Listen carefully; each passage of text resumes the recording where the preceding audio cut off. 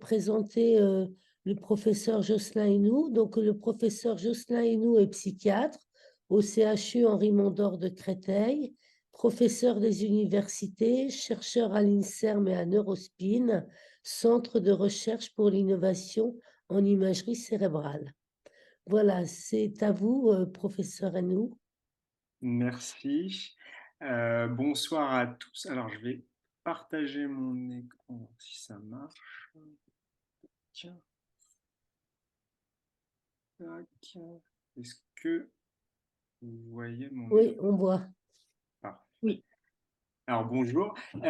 Merci d'abord à l'association Argos 2001 de m'avoir invité ce soir. Vraiment, je suis ravi d'être avec vous, bon, virtuellement, mais euh, je suis ravi d'être là avec vous. Donc, je vais vous présenter les apports de la neuroimagerie dans les troubles bipolaires, avec une partie de ce qu'on fait en recherche, mais aussi une ouverture sur ce qui se fait un peu partout dans le monde, évidemment. Comme vous l'avez dit, donc moi je suis psychiatre clinicien sur le secteur de Créteil dans le Val-de-Marne et chercheur dans une plateforme de neuroimagerie cérébrale. Et puis alors juste une diapositive pour d'introduction pour dire ce qu'on fait. On est l'objectif de l'imagerie, mais je vais y revenir tout de suite après.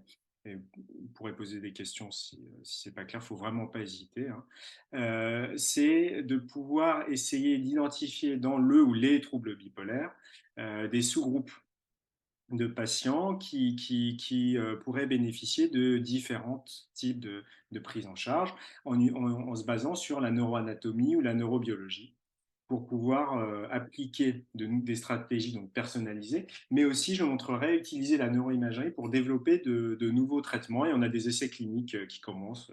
Je vais en parler. Donc ça, pour ceux, alors effectivement, j'étais intervenu en 2015, je crois, aux Journées mondiales des troubles bipolaires. Et ce qui change effectivement par rapport à cette époque-là, c'est que effectivement, maintenant, on est dans la phase d'essai clinique de potentiels nouveaux traitements. Alors, il ne faut pas non plus, on sait pas encore s'ils vont marcher, mais on en est. Aujourd'hui, en pratique quotidienne, au cabinet, à l'hôpital, à quoi ça peut servir l'imagerie cérébrale dans le trouble bipolaire? Alors, je parlerai surtout de l'IRM cérébral. Je vais expliquer pourquoi, qu'est-ce que c'est et pourquoi. Les indications, elles sont discutées, en fait, elles ne sont pas si claires que ça, mais l'objectif aujourd'hui, quand un médecin prescrit l'imagerie cérébrale à un patient suspect ou atteint de trouble bipolaire, c'est d'éliminer ce qu'on appelle un trouble de l'humeur secondaire. Donc toute une liste de pathologies que j'ai mis ici, par exemple, des accidents vasculaires cérébraux, des tumeurs, etc., qui peuvent, selon leur localisation dans le cerveau, engendrer des troubles de l'humeur, des symptômes dépressifs, des symptômes maniaques. Et évidemment, ils ont une autre prise en charge que le trouble bipolaire. Et donc, voilà, l'objectif de l'imagerie cérébrale, c'est d'éliminer ce qu'on appelle un trouble de l'humeur secondaire à une pathologie physique comme celle-là. Mais il n'y a pas d'autres rapports qu'on pourrait appeler positifs dans la prise en charge, pour par exemple nous aider au diagnostic ou à la prise en charge. Mais en fait, en recherche, on utilise l'imagerie cérébrale principalement, tout d'abord, pour essayer de mieux comprendre qu'est-ce que c'est que ce trouble et comment est-ce qu'il fonctionne. Alors, il y a plusieurs choses. Il y a d'abord, on arrive à mettre en évidence, je parlerai un petit peu des bases cérébrales objectivables au trouble bipolaire. Euh, et ça peut, à vous, ça vous paraît peut-être évident, mais c'est pas évident pour tout le monde que le trouble bipolaire, c'est un trouble avec des stigmates physiques qu'on peut voir, par exemple, dans le cerveau. L'imagerie cérébrale, ça permet aussi d'étudier les régions cérébrales qui sont impliquées dans ce trouble. On va voir ça. Et puis le lien avec les symptômes du trouble bipolaire. Et alors, j'en parlerai pas trop, mais l'imagerie cérébrale permet d'étudier un peu les causes du trouble bipolaire. Mais on peut imaginer à terme que le trouble bipolaire nous aide enfin, l'imagerie cérébrale dans le trouble bipolaire nous aide à d'autres choses. Nous aide un jour, alors je ne donnerai pas trop d'exemples là, mais rapidement quand même, sur le diagnostic précoce ou le pronostic, parce qu'effectivement, devant par exemple un patient qui fait, un jeune de 15 ans, qui fait une bouffée délirante, on ne sait pas trop en fait poser un diagnostic, on va devoir attendre, on ne sait pas si c'est une bouffée délirante isolée, le début d'un trouble bipolaire, ou une schizophrénie, ou si c'est lié au toxique, pareil pour les épisodes dépressifs. Des fois, on se dit, en fait, ouh là là, cet épisode dépressif, il ressemble vraiment à un épisode dépressif dans le cadre d'un trouble bipolaire, mais bon, on n'a pas assez d'arguments, donc on va le traiter comme un trouble dépressif non bipolaire, et souvent ça va pas bien marcher. Et l'imagerie cérébrale pourrait nous aider à faire ce genre de diagnostic. Mais même pour la thérapeutique, j'en parlerai un peu plus tard, aujourd'hui, la thérapeutique, vous le savez, c'est quand même, il y a quelques règles, mais que ce soit pour un épisode ou pour la prévention des rechutes, c'est beaucoup par essai et erreur. On va tester un premier traitement, il fonctionne, super, il ne fonctionne pas, on va le changer. Mais entre-temps, les gens ont rechuté, ont résisté au traitement, etc. Donc peut-être, on verra, mais l'imagerie cérébrale pourrait nous aider à choisir le traitement auquel le patient va le mieux répondre. Et enfin, j'en parlerai à la fin, donc on a des essais cliniques pour développer des thérapeutiques guidées. L'idée, dans tout ce que je vais vous dire là, c'est que en fait, on identifie dans le trouble bipolaire des circuits cérébraux qui fonctionnent de manière anormale ou atypique. Et on pense qu'ils sont à l'origine, et on pense que ces anomalies, ces atypicités sont à l'origine du trouble bipolaire et de certains de ses symptômes. Et on va vouloir agir, moduler l'activité de ces réseaux cérébraux par des techniques dont je parlerai, la stimulation magnétique transcrânienne, le neurofeedback, etc. J'en parlerai un peu plus tard. Donc, qu'est-ce qu'on utilise comme modalité d'imagerie? Alors, pour plein de raisons, en particulier parce qu'en fait, on voit beaucoup mieux le cerveau qu'avec un scanner cérébral, on utilise l'imagerie par résonance magnétique, donc l'IRM, qu'on peut passer pour d'autres raisons. Donc, par exemple, on l'utilise beaucoup pour tout ce qui est ostéo-articulaire, etc., mais beaucoup aussi pour le cerveau. Pourquoi? Parce que l'imagerie par résonance magnétique, ça permet, donc là en haut, c'est une coupe d'IRM, hein, parce que donc l'IRM, entre guillemets, coupe virtuellement le cerveau en tranches, donc on voit des tranches de cerveau, et vous voyez qu'on peut étudier finement l'anatomie du cerveau, on voit la substance grise, la substance blanche, je reviendrai là-dessus, et on voit vraiment le cerveau, on peut étudier comment le cerveau est plissé, vous savez, le cerveau est plissé avec des sillons, et ça, on peut l'étudier. Mais on peut étudier d'autres choses. On peut étudier, on verra tout à l'heure, la substance blanche. On peut étudier aussi le fonctionnement du cerveau, c'est ce qui est à droite. On peut analyser donc l'activité du cerveau pendant une tâche. Donc on va demander, je sais pas, aux gens, on va regarder de faire une tâche dans la machine, de regarder des visages avec des émotions, ou bien on peut aussi regarder l'activité du cerveau au repos. Le sujet ne fait rien, ou on lui demande de rien faire, ou juste de regarder une croix, par exemple, et on va analyser l'activité de son cerveau. Donc l'IRM, c'est un moyen assez puissant quand même pour pouvoir étudier et l'anatomie et le fonctionnement du cerveau. Alors, dans le trouble bipolaire, on va voir quels sont les circuits cérébraux qui sont appliqués grâce à toutes les études qui ont été réalisées dans le monde sur le sujet. Alors, voilà, ça c'est un cerveau donc vu de côté avec l'avant là à droite et l'arrière à gauche et puis en haut en bas. Donc il est vu voilà de côté. Donc l'anatomie grossière du cerveau, c'est qu'en fait il y a quatre lobes dans le cerveau, le lobe frontal en vert ici, le lobe occipital en violet, le lobe temporal en orange et le lobe pariétal en bleu. Il y a ce qu'on appelle un petit cerveau qui est le cervelet là en gris, à la base du cerveau aussi. Dans le trouble bipolaire, on va étudier plusieurs choses dans le cerveau. Donc là, c'est une autre coupe du cerveau. C'est comme si vous voyez quelqu'un de face et vous fassiez une coupe du cerveau. Donc le haut est en haut, le bas est en bas, la gauche à gauche et la droite à droite. Donc en fait, vous voyez qu'à la surface du cerveau est représenté en gris, là, ce qu'on appelle le cortex, ou la substance grise du cerveau, qui est l'endroit où en fait il y a les neurones qui est représenté à droite, là, ce corps de neurones, c'est donc les cellules principales du cerveau qui sont ici représentées en jaune. Donc elles sont logées très principalement dans cette substance grise, dans ce cortex. Et en dessous, vous avez ce qui est blanc. Ça s'appelle donc la substance blanche parce qu'effectivement, anatomiquement, si on coupe un cerveau, on voit que c'est blanc. Là, par contre, c'est les connexions, les autoroutes de communication du cerveau, donc qui permettent de relier en fait les différents neurones du cerveau. Voilà, donc on va étudier ces deux composants. Donc dans le trouble bipolaire, en fait, les régions impliquées appartiennent à ce réseau. Donc là, c'est toujours un cerveau vu de côté avec, alors là, cette fois-ci, l'avant à gauche et l'arrière à droite. En haut, c'est en haut et en bas, en bas. Toutes ces zones en grise qui font partie de ce qu'on appelle le système limbique. Donc le système limbique, c'est quoi? C'est le système qui est identifié depuis plus de 100 ans, je crois 150 ans, le système de régulation et de production des émotions. Donc ça, on n'est pas surpris que dans le trouble bipolaire, ce soit ce système-là, ce réseau-là qui soit impliqué, vu que bon, il y a beaucoup de symptômes dans le trouble bipolaire, il y a des symptômes cognitifs, il y a des symptômes métaboliques, je crois que vous avez il y a une conférence comme ça le mois dernier, symptômes physiques, etc. Mais les principaux symptômes sont de nature émotionnelle. Donc ça paraît logique que le réseau de régulation des émotions soit le plus impliqué dans le trouble bipolaire.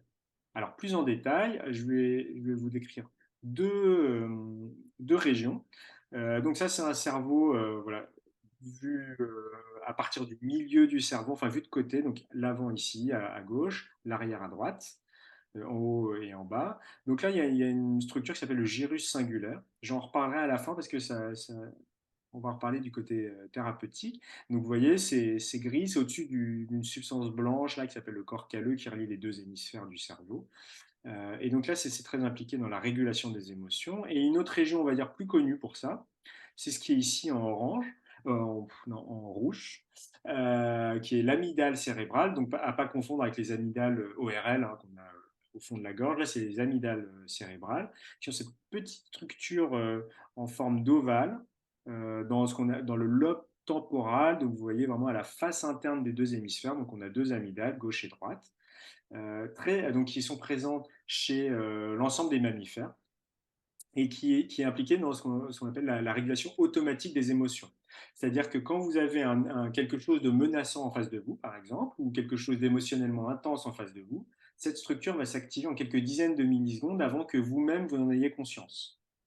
Et c'est comme ça que, par exemple, vous pouvez voir quelque chose, par exemple, d'effrayant. Ça marche très bien avec les choses effrayantes. Vous voyez quelque chose d'effrayant, et avant même que vous ayez conscience de quoi que ce soit, vous allez peut-être fuir. Bon. Sans faire des opérations mentales compliquées. Si quelqu'un vient en face de vous avec un couteau en vous menaçant, voilà, vous n'allez pas avoir besoin de dire ah il a un couteau, il me menace, qu'est-ce que c'est que cette histoire, qu'est-ce qu'il faut que je fasse. Voilà, parce que vous avez une structure dans le cerveau qui en quelques dizaines de millisecondes va s'activer, va repérer quelque chose de menaçant ou d'émotionnellement intense et va vous donner là l'ordre de fuir. Et c'est probablement pour ça, parce que ça aide à la survie, que c'est présent chez l'ensemble des mammifères. Et cette structure, elle est située juste à côté donc d'une autre structure impliquée dans la régulation qu'on appelle automatique, à l'opposé de volontaire des émotions. Donc la régulation automatique des émotions avec l'hippocampe cérébral, là, une petite structure en bleu qui est juste derrière. Donc l'hippocampe cérébral, elle est très connue en médecine, en neurologie surtout, parce que c'est la première, elle est très impliquée dans les processus de mémorisation. C'est par exemple la première région atteinte dans la démence de type Alzheimer. Et c'est c'est logique qu'elles soient impliquées dans la régulation des émotions, puisque euh, émotion et mémorisation sont très reliés. Toute information que vous apprenez dans un contexte émotionnel fort est beaucoup mieux mémorisée, que ce soit de façon physiologique. Par exemple, je vous demande où est-ce que vous étiez, si je vous demande de vous souvenir d'un détail le jour de votre mariage, ou le 11 septembre 2001, je vous demande où vous étiez. Vous allez vous en souvenir, alors que si je vous demande où vous étiez le 12 septembre 2001, vous n'allez pas vous en souvenir. Euh, et ça peut être aussi impliqué dans la mémorisation, on va dire, pathologique. Par exemple, dans le stress post-traumatique. Donc les sujets, ils ont vécu quelque chose d'émotionnellement très intense, ils ont pensé mourir, et ils vont se souvenir trop de tout le contexte, de façon complètement pathologique. Voilà, donc c'est pour ça que ces structures, amygdale et hippocampe, sont très reliées et sont impliquées dans la régulation automatique des émotions. Alors, en imagerie ou dans les neurosciences, comment est-ce qu'on va étudier les mouvements de l'humeur, par exemple, dans le trouble bipolaire? Alors, je dois dire tout d'abord que c'est quelque chose de relativement mal connu, la régulation de l'humeur, parce qu'en fait, c'est quelque chose, l'humeur, de difficile à étudier. Même dans un laboratoire, c'est très difficile de modifier votre humeur. Vous rendre vraiment triste, rendre quelqu'un vraiment triste ou vraiment très joyeux, on ne sait pas vraiment faire.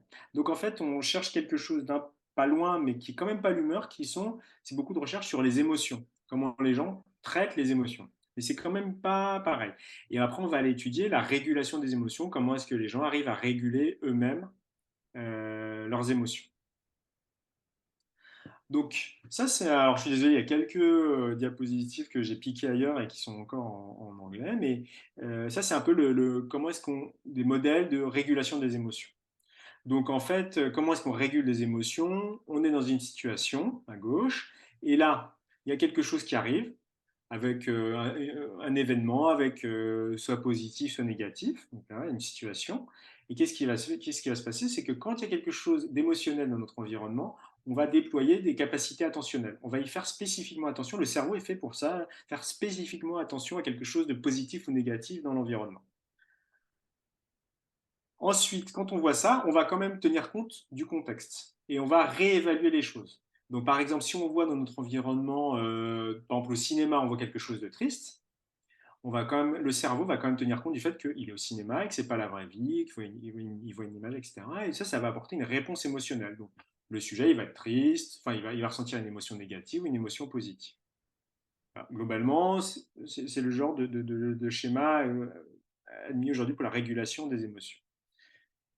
Et donc après, quand on va étudier ça en neuroimagerie, on va étudier en fait plutôt la régulation émotionnelle, puisque la génération des émotions, c'est pas facile, mais la régulation des émotions avec un versant automatique, comme je vous ai dit, quelque chose de non contrôlable qui arrive en quelques dizaines de millisecondes, et après une régulation plus volontaire. Par exemple, vous allez être très joyeux et vous allez devoir, je sais pas, travailler dans un environnement professionnel stressant. Vous allez volontairement réguler votre émotion pour que l'humeur, enfin l'émotion redescende un tout petit peu et pouvoir, par exemple, travailler. Donc ça, c'est des circuits neuraux un peu différents. Donc là, ça, c'est un cerveau toujours vu de côté avec l'avant ici et l'arrière à droite, le haut en haut et le bas en bas. Donc en fait, la régulation automatique des émotions, c'est ce qui intervient en premier chez un sujet quand il voit une image émotionnelle, avec ce que je vous ai dit tout à l'heure, l'amygdale, l'hippocampe par exemple, ici en orange et rouge, qui vont s'activer très très vite en quelques dizaines de millisecondes. Mais quelques centaines de millisecondes ou quelques secondes après, d'autres structures dans le cerveau, ici plus cognitives en violette ou en bleu, vont être impliquées dans la régulation volontaire des émotions, par exemple pour remettre en contexte les choses, dire qu'on est au cinéma, dire que là on est dans une situation où on ne peut pas rigoler, où on ne peut pas être triste, etc. Donc avec des structures comme ici en violet, le gyrus singulaire, celui que je vous avais montré tout à l'heure, qui fait le tour du corps calleux, ou le cortex préfrontal, qui est impliqué dans le raisonnement, on va dire, plus froid. Voilà. Donc ce qui va se passer, c'est qu'au bout de quelques dizaines de millisecondes, l'amygdale, l'hippocampe s'active, et qu'ensuite, au bout de quelques centaines de millisecondes, ces régions plus cognitives impliquées dans la régulation volontaire des émotions vont aller influencer, diminuer le niveau d'activité de l'amygdale et de l'hippocampe. Dans le trouble bipolaire, alors comment est-ce qu'on étudie ça? On étudie ça soit en anatomie, mais beaucoup en IRM fonctionnel. Donc ça, c'est la compilation de beaucoup d'études chez des sujets alors qu'on va étudier pour ces études-là avec un trouble bipolaire, mais ni déprimé ni maniaque. Pourquoi? Pas maniaque, parce que maniaque, dans l'IRM, c'est vraiment comme la photographie. Si on bouge trop, bah, la photo va être floue, et c'est vraiment ça qu'on voit à l'IRM, et donc inexploitable. Et donc quand on est maniaque, rester dans une IRM sans bouger, c'est vraiment pas possible. Et on ne va pas non plus étudier des sujets bipolaires avec une dépression, la plupart du temps. Pourquoi? Parce que ce qu'on va voir après à l'image, ça va être l'addition du fait de souffrir d'un trouble bipolaire, mais aussi de l'état dépressif. Et on va avoir du mal à faire la part des choses entre les deux. Voilà. Donc, on étudie plutôt des sujets bipolaires en rémission, en dehors des épisodes. Et là, qu'est-ce qu'on observe? Quand on les met, par exemple, en face d'une information de nature émotionnelle, ils vont activer leur réseau de régulation des émotions, mais en fait, ils vont suractiver le réseau, ici en orange ou rouge, de régulation automatique des émotions avec l'amygdale et l'hippocampe. Et au contraire, les régions après qui doivent limiter, qui doivent moduler le niveau d'activité de l'amygdale et de l'hippocampe, le cortex préfrontal, le gyrus singulaire en bleu et en violet, vont être hypoactives et vont avoir du mal en fait à contrôler le niveau d'activité de l'amygdale. Et en plus, ces deux régions, chez les sujets qui souffrent de troubles bipolaires, communiquent moins bien. Donc on pense que ça, donc l'hyperactivation chronique de l'amygdale et de l'hippocampe qui est mal contrôlée, on fait le lien avec l'hyperréactivité émotionnelle dont souffrent certains patients en dehors des épisodes. Voilà, vous connaissez peut-être ça, mais c'est des sujets souvent en dehors de tout traitement qui vont nous dire bon, je suis au cinéma, il y a un truc triste, bon, la scène est triste, mais je suis le seul de la salle à pleurer. Donc une intensité vécue des émotions plus importante que la moyenne, et aussi une labilité émotionnelle plus importante, c'est-à-dire que les sujets vont déclencher une réponse émotionnelle pour moins que les sujets qui souffrent pas de troubles bipolaires. Donc ça, on fait ça, le lien avec l'hyperactivité de l'amygdale, qui est mal contrôlée en plus par le cortex préfrontal ou le gyrus singulier.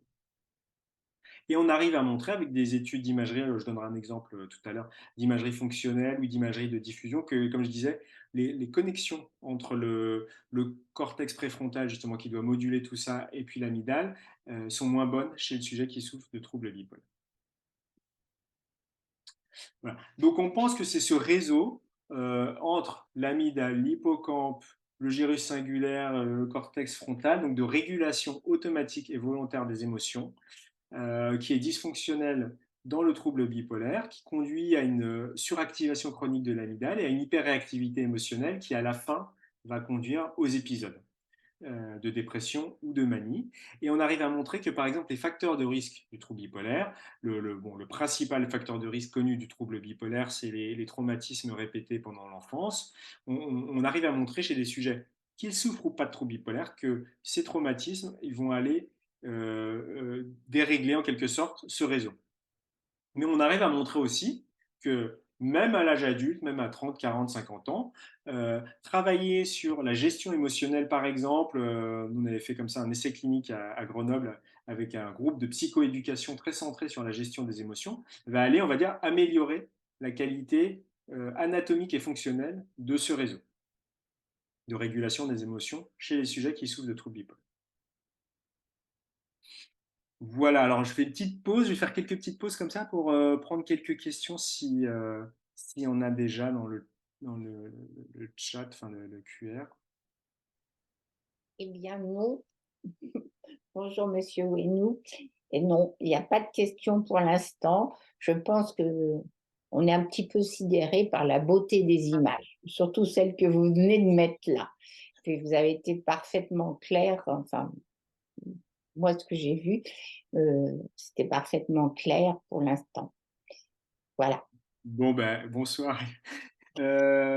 Continuons alors, je vais là donner juste un ou deux exemples, juste pour vous dire en pratique comment ça se passe, ce genre d'études, pour faire des études d'imagerie cérébrale du trouble bipolaire. Donc là, alors, je vais vous donner un exemple là d'étude. Donc c'est là un exemple d'étude qui utilise l'IRM de diffusion. Attendez, hop. Pardon, mon écran. Voilà, est-ce que vous voyez mon écran? Oui.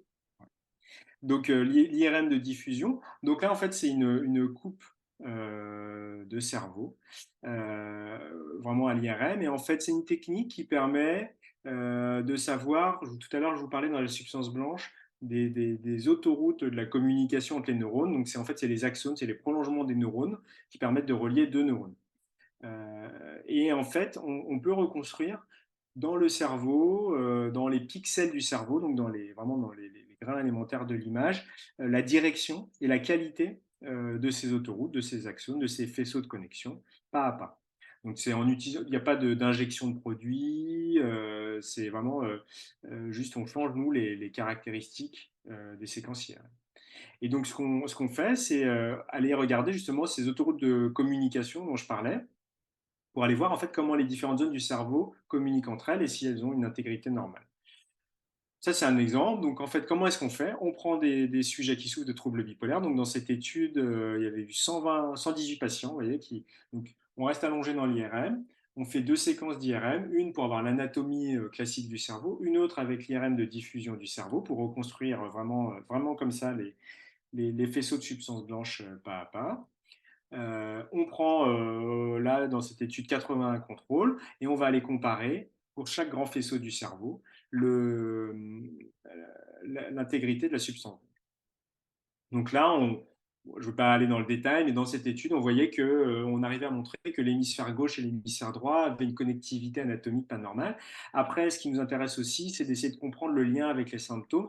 Et on arrivait à montrer que dans cette étude, que cette connectivité anormale, elle était présente seulement chez les patients bipolaires qui souffraient de troubles de symptômes psychotiques, donc avec pendant les épisodes des idées délirantes ou des hallucinations.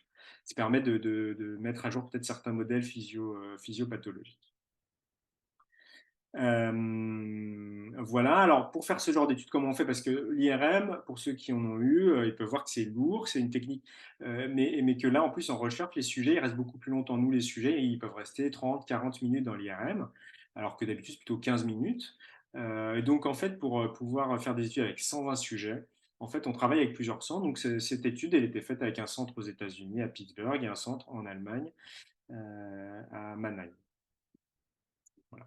Alors après, qu'est-ce qu'on étudie dans ce genre d'études? Donc ça, c'est une étude qui a été réalisée par un collègue de l'hôpital européen Georges Pompidou à Paris avec nous.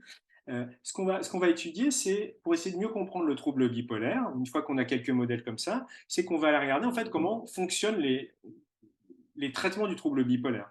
On se dit que ça va nous donner un indice sur qu'est-ce qui se passe dans le trouble bipolaire et puis aussi comment est-ce qu'on pourrait mieux utiliser ces traitements. Parce que je vous ai dit, bon, il y a des règles, mais quand même, la principale façon de faire, c'est par essai et erreur. Alors, le traitement de référence du trouble bipolaire pour la prévention des rechutes et pour le traitement de l'épisode maniaque, ça reste quand même 75 ans après sa découverte, entre guillemets, ça reste le lithium. Et puis le lithium, il est très particulier quand même. Il a une particularité en psychiatrie, puis avec les traitements psychotropes, c'est le seul traitement qui est spécifique d'un trouble. Les antidépresseurs, les antipsychotiques, les antiépileptiques, ils fonctionnent dans plein de troubles. Le lithium, sauf exception, il fonctionne que dans le trouble bipolaire. Donc on se dit, bon, bah, si on veut comprendre qu'est-ce qui se passe dans le trouble bipolaire, peut-être que c'est intéressant de savoir comment fonctionne le lithium. Donc là, ce qu'on a fait, c'est qu'on a fait une étude où il y avait 271 patients avec un trouble bipolaire qui ont eu une IRM, et on a juste d'abord là comparé en fait les sujets qui prenaient du lithium ou les sujets qui prenaient pas de lithium. Et en fait, l'interprétation de l'image là, c'est que les sujets qui prennent du lithium, ils ont plus de substances grises dans toutes les régions ici qui sont bleues, dans tout le cerveau. En gros, il y a plus de substances grises, donc cette zone où il y a tous les neurones, que les sujets bipolaires sans lithium. Donc ça, c'est intriguant. Et bon, alors après, il y a plein d'équipes qui ont retrouvé la même chose. Mais alors, plus de substances grises, qu'est-ce que ça veut dire? Donc, alors, moi, je pense qu'il y a une raison pour laquelle la psychiatrie avance lentement, enfin moins vite, on va dire, que d'autres domaines médicaux. C'est parce que, je ne sais pas si on prend une autre spécialité médicale, les pathologies, là, pour le foie. Si on a une maladie du foie, que le médecin ne comprend pas cette maladie, il va aller prendre un bout de foie, il va prendre son microscope, il va regarder ce qui se passe. Nous, bah, évidemment, bon, on ne peut pas faire ça. Premièrement, parce que c'est le cerveau. Donc, on ne va pas aller prendre un bout de cerveau pour aller regarder ce qu'il y a. De toute façon, c'est inaccessible, c'est dangereux. Enfin, on ne va pas faire ça. Et deuxièmement, même si on disait, est-ce que le jour de votre décès, quand vous aurez 75 ans, 80 ans, je ne sais pas, vous nous donnez votre cerveau, et que les gens disaient oui, mais en fait, les gens qui souffrent d'un trouble bipolaire qui décèdent à 75 ans, 80 ans, ils ont souvent commencé leur trouble bipolaire à 15 ans. Et ce qu'on va voir sur un cerveau à 80 ans, c'est plus le cours évolutif du trouble bipolaire avec toutes les conséquences du trouble bipolaire, l'influence des traitements, l'influence des substances, l'influence des dépressions, des manies. Et donc, on ne comprendra pas vraiment ce qui est lié vraiment au trouble bipolaire et à son émergence. Voilà, je pense que ça, c'est vraiment une des limites qu'on a en psychiatrie, c'est qu'on ne peut pas étudier la microscopie, savoir quelles sont les cellules qui sont trop présentes, pas assez présentes. Donc là, nous, on essaye avec l'imagerie cérébrale. Je ne vais pas rentrer trop dans les détails, mais il y a des manières quand même d'essayer de comprendre, par exemple, combien il y a de cellules dans un endroit, en regardant comment en fait les molécules d'eau avec l'IRM se déplacent dans le cerveau. Ou bien quelle est la taille des cellules, des neurones, ou bien aussi on peut essayer d'avoir une sorte d'indication du nombre de synapses, c'est-à-dire du nombre de communications entre neurones. Donc, c'est ce qu'on a voulu faire dans le trouble bipolaire, en particulier avec cette histoire de lithium, parce que je vous ai dit, il y a plus de substances grises, donc ça peut être, il y a plus de neurones, ça peut être, il y a plus de synapses, donc de points de communication entre les neurones, ou bien il y a plus d'eau, par exemple. Donc, ce qu'on a fait, c'est que donc, sur deux sites, à Paris et à Grenoble, dans les centres experts, on a utilisé ces nouvelles techniques d'imagerie qui permettent d'avoir une quantification du nombre de synapses, des communications. Alors là, c'est en bas à droite, je ne sais pas si on voit bien, mais c'est une représentation. La synapse, c'est vraiment la communication entre deux neurones. Vous avez un neurone qui lance loin un axone, là, je vous ai dit via les autoroutes de la communication, là, la substance blanche, et qui va aller se connecter à un autre neurone. Et le nombre de synapses, c'est un indicateur vraiment de ce qui se passe, de la complexité du tissu. Donc, ce qu'on a fait, c'est qu'on a pris des patients avec et sans lithium et on allait regarder ce nombre de synapses. Et que ce soit à Paris ou à Grenoble, et puis on a reproduit ça avec une équipe canadienne aussi, sur les 3 sites, c'est que les patients qui prennent du lithium, ils ont plus de ce marqueur de nombre de synapses dans le cortex frontal que les sujets souffrant de troubles bipolaires qui ne prennent pas de lithium. On avait aussi scanné des sujets sans troubles bipolaires, et en fait, les sujets sans troubles bipolaires, ils se retrouvent au même niveau que les sujets bipolaires avec lithium. Donc ça suggère, donc ça c'est d'autres études qu'on va commencer, que les patients, que le lithium, ça fonctionnerait en protégeant ou augmentant, je ne sais pas, le nombre de synapses, le nombre de points de communication dans le cerveau des patients. Donc toujours avec l'imagerie et le lithium, vraiment parce que comme c'est vraiment un médicament particulier, c'est le plus efficace dans le trouble bipolaire, on ne sait toujours pas comment il fonctionne. On s'est posé une autre question, est-ce que l'imagerie cérébrale pourrait nous aider à comprendre, à répondre à une question qui peut paraître en fait simple, mais qu'on n'avait pas réussi à traiter, c'est où est-ce que le lithium va dans le cerveau? Déjà, est-ce que, parce que ça, c'est quelque chose qu'on ne sait pas, est-ce qu'il va partout pareil dans le cerveau ou il va différemment dans les différentes zones du cerveau? Et puis ensuite, est-ce que, vous savez, quand vous êtes sous lithium, on vous prend, on vous surveille l'efficacité du lithium en mesurant la concentration de lithium dans le sang. Mais ça, est-ce que c'est un bon reflet de ce qui se passe dans le cerveau? Parce que pour plein de médicaments, ce qui se passe dans le sang, c'est pas du tout un reflet de ce qui se passe dans le cerveau, parce que le cerveau est très étanche à ce qui se passe dans le sang, pour des motifs de protection, en fait, surtout que les toxiques ne passent pas dans le cerveau. Donc on voulait voir ça. Et puis après, on a un autre but à terme, c'est d'essayer de comprendre ce qui fait que certains sujets sont bons répondeurs au lithium, donc par exemple ne prennent que du lithium, et d'autres sont moins bons répondeurs au lithium, prennent du lithium et un autre traitement. Donc on a fait tout ça grâce à des nouvelles techniques d'imagerie cérébrale, par exemple qu'on a dans le centre à Neurospin. En fait, l'IRM du cerveau, c'est l'IRM on va rentrer dans un petit détail physique, l'IRM du proton de l'eau, le H+, l'hydrogène, c'est de l'eau, l'eau c'est H2O, c'est la formule chimique, c'est ce qui est le plus abondant dans le cerveau, l'eau ou dans le corps, hein, mais dans le cerveau. Et donc on va étudier comment l'hydrogène de l'eau se comporte dans un champ magnétique. Là, ce qu'on a fait, c'est qu'on a regardé, en fait, on peut faire de l'IRM d'autres produits, d'autres atomes. Donc, dans le grand tableau périodique des éléments, le troisième atome, c'est le lithium. Alors, on ne fait pas d'IRM du lithium habituellement parce que même quand on prend un ou deux comprimés de lithium par jour, la concentration de lithium dans le cerveau, elle est 100 000 fois plus petite que la concentration d'eau. Donc, c'est très difficile de la mesurer, mais justement, avec des IRM particulières qu'on a à Neurospin et en regardant moins dans le détail, on arrive quand même à faire en fait, de l'IRM du lithium. Donc, nous, on a fait de l'IRM du lithium et on arrive comme ça à voir des cartes de concentration du lithium. Et pour vérifier que ça marchait bien, on a fait la même chose chez des rongeurs, des rats, on leur a donné du lithium, on a fait l'IRM, on a mesuré la concentration en lithium, et puis après on a sacrifié ces rats, on est allé regarder combien il y avait vraiment de lithium avec des instruments chimiques, des spectromètres, combien il y avait de lithium dans le cerveau des rats, on a pu vérifier qu'on mesurait bien avec l'IRM la concentration de lithium dans le cerveau des rats. On a fait ça donc chez des sujets qui prenaient du lithium pour leurs troubles bipolaires. Et ce qu'on a observé, c'est qu'en fait, le lithium, alors il y a deux choses. Il se distribue dans le cerveau de façon proportionnelle à ce qu'on voit dans le sang. Donc, la concentration plasmatique sanguine de lithium est un bon reflet de ce qui se passe dans le cerveau. Donc ça, c'était quand même une première chose très rassurante aussi pour ce qu'on fait en pratique clinique. Et la deuxième chose, c'est qu'on a remarqué que le lithium se concentre dans les hippocampes du cerveau. Tout à l'heure, je vous ai dit que les hippocampes étaient très impliqués dans la régulation automatique des émotions. Donc, on continue les études pour essayer de mieux comprendre ce que ça veut dire, parce que les hippocampes cérébraux, si je ne vous ai pas dit, sont la seule zone, c'est un endroit très particulier, parce que c'est la seule zone dans le cerveau, chez l'adulte humain, où il y a encore la fabrication de nouveaux neurones. Et tout à l'heure, je vous ai dit, les patients qui prennent du lithium, ils ont plus de substances grises que les patients qui ne prennent pas de lithium. Donc, c'est vrai que ça pose quand même des questions. Ça peut faire émettre des hypothèses sur peut-être quelque chose de neuroprotecteur ou qui facilite la fabrication de nouveaux neurones. Enfin, bon, ça, c'est des hypothèses. Mais voilà, l'imagerie nous a permis de vraiment poser là-dessus. Et donc, après, de se dire, est-ce que maintenant qu'on a ça, qu'on peut voir où est-ce que le lithium va dans le cerveau, est-ce que cette distribution de lithium dans le cerveau après 1 ou 2 semaines de traitement, ça pourrait nous permettre de prédire si le lithium va permettre de diminuer le nombre de rechutes dans les 2 ans après. Donc ça, c'est un essai clinique qui est en cours. C'est le professeur Franck Bélivier, l'assistance publique à Paris, qui est un coordinateur.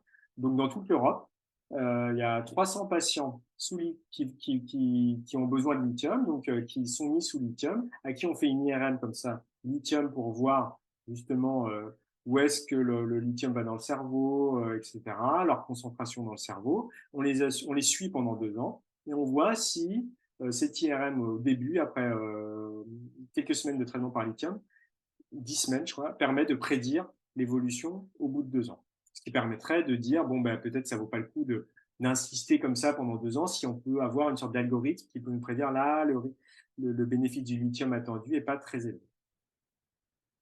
Voilà, je refais une petite pause parce que je crois qu'il y a plus de questions. Il y a beaucoup de questions. Ah. Oui, il y a beaucoup de questions.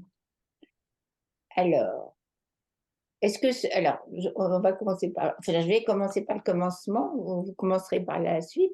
Est-ce que ces examens de Sylvie, est-ce que ces examens sont toujours pratiqués, les IRM? Je pense, c'était au début, ça. Alors, l'indication clinique de faire les IRM, c'est quelque chose de discuté. C'est pas complètement sûr. C'est quand le trouble bipolaire est atypique, ou bien au tout début de l'évolution, ou quand donc il y a avec des symptômes pas habituels, ou quand il est très résistant au traitement. On essaie de voir, grâce à l'IRM, si il y a d'autres choses. Il y a, je sais pas, une tumeur en fait qui mime un trouble bipolaire et qui aurait besoin d'un traitement différent. Donc ça, c'est toujours pratiqué principalement dans cette indication-là. Alors, il y a une question de Youssef qui demande, y a-t-il une corrélation entre la bipolarité et la créativité? Alors, bon, c'est difficile bon, on connaît beaucoup dans l'histoire et même plus récemment des artistes bipolaires. Il y a des grandes études alors après, c'est difficile de caractériser quand même la créativité. Voilà. Il y a des grandes études épidémiologiques qui ont été faites pour ça et qui retrouvent. Alors, chez les patients qui souffrent de troubles bipolaires, c'est difficile à mettre en évidence parce que donc il y en a qui sont peut-être plus créatifs, mais d'autres peut-être moins. Donc c'est difficile. Mais il y a une grande étude anglaise qui a fait ça chez les apparentés, donc les frères, sœurs, parents de sujets qui souffrent de troubles bipolaires et qui ont retrouvé, à partir de registres, donc sur des millions de personnes, que les apparentés de sujets qui souffrent de troubles bipolaires avaient plus souvent des professions artistiques. Donc, oui, il y a sûrement quelque chose de ce côté-là. Il y a un spectateur anonyme qui pose la question, le défaut de connexion entre le cortex préfrontal et le centre des émotions est-il dû à un manque de neurones ou de neurotransmetteurs? Alors là, je n'ai pas parlé de pourquoi. Alors, on ne sait pas si c'est... En fait, c'est toujours les deux. Puisque, en fait, ce qui se passe, c'est qu'il y a moins de connexions, ou elles sont de moins bonne qualité, et quand il y en a moins, il y a moins de neurotransmetteurs après. Donc, c'est toujours les deux. C'est très difficile de savoir par où ça a commencé. À toi. Il y a une question de Marie-Pierre qui dit la neuroimagerie peut-elle affirmer ou confirmer un diagnostic de trouble bipolaire posé entièrement sans l'utilisation de la neuroimagerie? Alors, pas aujourd'hui, non, ça c'est sûr que non. Donc, enfin, elle peut infirmer le trouble bipolaire si, dans le cas dont je parlais tout à l'heure, c'est-à-dire qu'en fait, le sujet, il a l'air d'avoir une dépression bipolaire ou une manie bipolaire, et en fait, je sais pas, il souffre d'une tumeur ou d'un accident vasculaire cérébral. Et là, ça permet d'infirmer le diagnostic et de se dire, bon, ben, en fait, là, c'est un accident vasculaire cérébral qu'on va traiter autrement. Par contre, à part ces cas-là, aujourd'hui, ça ne le permet pas. Et donc, il y a des recherches quand même pour essayer justement de voir si on pourrait trouver des marqueurs qui aideraient au diagnostic, mais pour l'instant, il n'y en a pas. Mais c'est une voie de recherche importante, effectivement. Et elle avait une deuxième question. La neuroimagerie montre-t-elle comment le traitement agit et permet-elle de l'ajuster? Alors, Bah justement, c'est ça que j'ai essayé de dire sur le lithium. On essaie de comprendre voilà, comment le traitement agit. Alors, d'abord, pour mieux comprendre comment il agit, donc mieux comprendre le trouble bipolaire, développer des nouveaux traitements. Parce que si aujourd'hui on ne comprend pas comment le lithium, c'est-à-dire quand même le traitement de référence du trouble bipolaire agit, développer des nouveaux traitements, c'est quand même compliqué. Et la fin de la question, c'était l'affiner. Alors, l'affiner, voilà. Le but, par exemple, de l'essai clinique dont je parlais à la fin, je ne sais pas si on va y arriver, mais c'est ça l'objectif. C'est quasiment, enfin non, c'est le but, c'est de fabriquer un algorithme qui permettrait de dire, bon, bah là, avec les données qu'a l'algorithme, il y a, je ne sais pas, 75% de chances que le traitement par lithium fonctionne bien ou ne fonctionne pas. Ce qui permettrait effectivement d'ajuster mieux le traitement. Voilà, on va dire au bout de 10 semaines de traitement, on ferait tous ces examens et on dirait, bon, bah voilà, là, on pense que le traitement va être efficace ou pas. Donc ça, bon, bah ça, je reviendrai dans 5 ans vous dire. Mais justement, il y a Jean-Marc qui nous dit: «Je prends du lithium mais sans résultat». Le lithium, on sait, alors j'ai dit tout à l'heure que c'était le traitement de référence, celui qui marche le mieux, etc. Mais c'est en moyenne. Et d'ailleurs, toutes ces études, là que je vous ai présentées, mais souvent quand même les études dont on parle, c'est en moyenne. Et quand même aujourd'hui, on sait qu'il n'y a pas le trouble bipolaire, mais les troubles bipolaires avec différents patients. Et que c'est même le cas pour tous les psychotropes, c'est-à-dire toutes les substances qui agissent sur le cerveau. Des fois, l'effet, il est très variable selon les sujets. Pour donner un exemple peut-être plus facile et de vie quotidienne, si on parle par exemple d'une autre molécule qui agit sur le cerveau, qui est l'alcool, si je donne 3 verres de vin à une personne A, 3 verres de vin à une personne B, 3 verres de vin à une personne C, je vais avoir 3 réactions très différentes. Je vais en avoir une qui pleure, je sais pas, et une qui rigole, et puis une à qui ça ne fait pas grand-chose. Ben, les traitements psychotropes, c'est pareil, c'est-à-dire que le lithium, dans les études, ça marche très bien chez 30-40% des gens, ça marche pas du tout chez 30-40%, et ça marche plus ou moins, donc souvent avec l'adjonction d'un second traitement de fond, chez un dernier tiers. Donc c'est effectivement, on dit que c'est le meilleur traitement parce qu'en moyenne, c'est le meilleur traitement, mais on peut être dans les 30% chez qui ça fait rien ou ça marche pas. J'ai une question d'Aurélie qui dit, avez-vous déjà vu les images d'un patient avant et après électrochoc? Avez-vous Alors, déjà observé des différences comme une amélioration sur ces images ou d'autres choses intéressantes? Alors, oui, alors c'est pas nous qui faisons ça, mais il y a beaucoup d'équipes qui travaillent là-dessus. Donc, avant, après sismothérapie. Et quand même, en neuroimagerie, ce qui est retrouvé alors de façon très, très systématique, c'est que si on compare les images avant, après sismothérapie, après la sismothérapie, l'hippocampe, là dont je vous parlais tout à l'heure, a augmenté de volume. Ça, c'est retrouvé vraiment de façon très systématique. Et je vous ai dit, alors, on ne sait pas trop ce que ça veut dire, mais c'est quand même, je vous ai dit, la seule région, par exemple, où on fabrique des nouveaux neurones chez l'adulte. C'est une région très impliquée dans la régulation automatique des émotions. Et donc, bon, il ne faut pas retirer trop de conclusions, mais quand même, on voit une augmentation de volume de cette région après sismothérapie. Pourtant, la sismothérapie entraîne des troubles de la mémoire. Alors voilà, il y a des troubles cognitifs après sismothérapie, mais c'est peut-être autre chose, c'est peut-être quelque chose autour de la production, de la production de nouveaux neurones, des choses comme ça. C'est encore en cours d'exploration, mais c'est voilà, c'est la principale différence entre après et avant la sismothérapie, qu'on observe en tout cas à l'imagerie. Merci. Mais c'est toujours, c'est pour ça que je suis prudent, c'est toujours difficile, vous savez, l'IRM, une image IRM, il faut quand même garder en tête que c'est une reconstruction informatique. On fait bouger des protons dans un champ magnétique et après on reconstruit informatiquement quelque chose à partir de là. Donc là, c'est pas comme si on regarde, c'est pas exactement comme si on regardait au microscope le cerveau. C'est quand même l'interprétation doit être toujours un peu prudente. Alors Florence nous demande: «Ce sont les neurotransmetteurs qui ne permettent pas aux neurones de bien communiquer sur l'autoroute de la communication du cerveau?» Point d'interrogation. Alors, bah voilà, bah alors il y a plusieurs choses. Il y a deux choses. Les neurotransmetteurs, dans le trouble bipolaire, on ne sait pas trop, parce que c'est toujours compliqué à étudier les neurotransmetteurs. Il y a quelques techniques d'imagerie, la tomographie à émission de positons, donc, où on va aller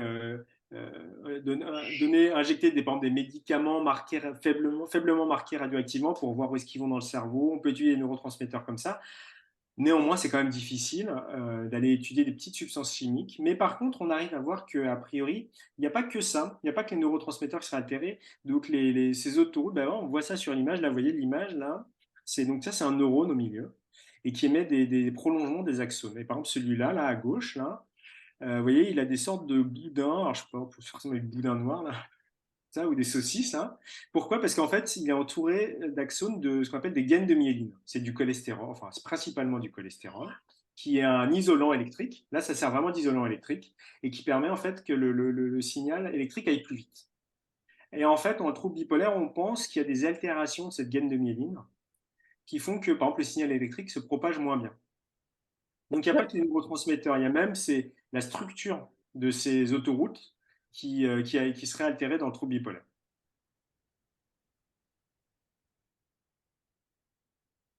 Un spectateur anonyme demande: la difficulté à prendre des décisions peut-elle trouver son origine dans la bipolarité? Alors ça, c'est quelque chose qu'on observe, parce que ça dépend. La difficulté à prendre la décision, il faut faire un bilan, il faut voir, mais ça peut parfois, alors ça peut avoir plein de causes, mais ça peut être aussi à cause de troubles cognitifs, de troubles attentionnels. Et ça, effectivement, ça peut être le trouble bipolaire, ça peut être les conséquences des épisodes, par exemple après une dépression. Voilà, ça peut être aussi les conséquences de certains traitements, les antipsychotiques, ça peut quand même sur l'attention jouer. Donc ça, des fois quand on ne sait pas, ou ça peut être des symptômes résiduels de dépression. Parce que toujours on parle de dépression, de manie, mais quand on regarde bien, en fait, la plupart des patients diothymiques, enfin la plupart, un grand nombre, souffrent encore de ce qu'on appelle nous les symptômes résiduels, c'est-à-dire qui persistent longtemps, qui ne permettent pas de faire un diagnostic de dépression ou de manie, mais des symptômes anxieux, des symptômes dépressifs qui vont engendrer des problèmes d'attention, de concentration et de prise de décision. Voilà, donc il y a différentes origines possibles à ça. Alors, Et on a une question de Salomé. Y a-t-il des études pour les personnes sous autres traitements tels que l'amygdale, etc. Ou c'est surtout axé sur le lithium? Alors, en fait, c'est de toute façon, les études qui étudient les sujets qui prennent du lithium, ils les comparent à des sujets qui prennent d'autres traitements. Mhm. Donc, ce qu'on arrive à voir, c'est que cet effet, par exemple, sur l'hippocampe, sur la substance grise, il est très, très, très spécifique du lithium et qu'il n'est pas présent avec les autres traitements, comme les antiépileptiques ou les antipsychotiques. On ne voit pas de choses très spécifiques avec ces traitements-là.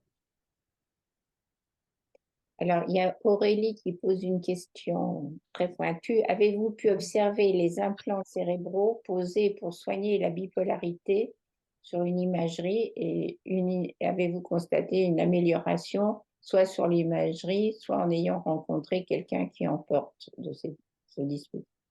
Alors, moi, personnellement, je ne fais pas ça. Donc, là, on parle de, si j'ai bien compris, de stimulation cérébrale profonde. Mm. Donc, c'est une technique quand même très exceptionnelle, parce que c'est assez invasif en fait, pour des patients qui souffrent de troubles bipolaires, par exemple, très résistants, qu'avec les médicaments ou même parfois avec les sismothérapies, on n'arrive pas à traiter. Donc, il y a certaines équipes qui implantent. Ça, c'est parce que ça se fait dans la maladie de Parkinson. Ça marche très bien pour le coup, là, dans la maladie de Parkinson, mais dans le trouble bipolaire, qui implante des électrodes. Je ne crois pas que j'ai mis de diapo là-dessus, mais effectivement, j'en parle. Et qui vise différentes zones du circuit des émotions. Tout à l'heure, je vous ai parlé du gyrus singulaire, là, qui était en jaune, qui entourait le corps calleux. Effectivement, donc, il y a des équipes neurochirurgicales qui mettent une petite électrode à cet endroit-là. Et il y a quand même quelques études qui montrent que ça a une bonne efficacité. Ça reste un traitement quand même d'exception. Et qui montre aussi que les sujets, par exemple, qui souffrent de troubles bipolaires, surtout de dépression bipolaire, et qui ont cette hyperactivité de l'amygdale et ce défaut de fonctionnement du cortex préfrontal, après stimulation, ils n'ont plus ça. Voilà, il y a même une équipe, alors je crois pas que la patiente souffrait de troubles bipolaires, mais c'était des dépressions résistantes, ça c'est en Californie, ils ont fait ça. Donc ils ont implanté des électrodes dans l'amygdale, ils recevaient le signal en continu de l'amygdale, et dès que l'amygdale était hyperactive, en gros, ils modulaient, ils envoyaient des impulsions pour moduler un peu, faire un peu ce que aurait dû faire le cortex préfrontal. Et alors, c'est une patiente, mais ça a alors qu'elle résistait à tous les traitements, ça a très très bien marché. Et ça semble voilà, un peu inverser ce qui se passe chez les sujets qui souffrent de troubles bipolaires. Voilà, après, ça reste des techniques quand même exceptionnelles parce que c'est vraiment réservé aux patients qui souffrent vraiment de troubles réfractaires, enfin, qui résistent à tout traitement.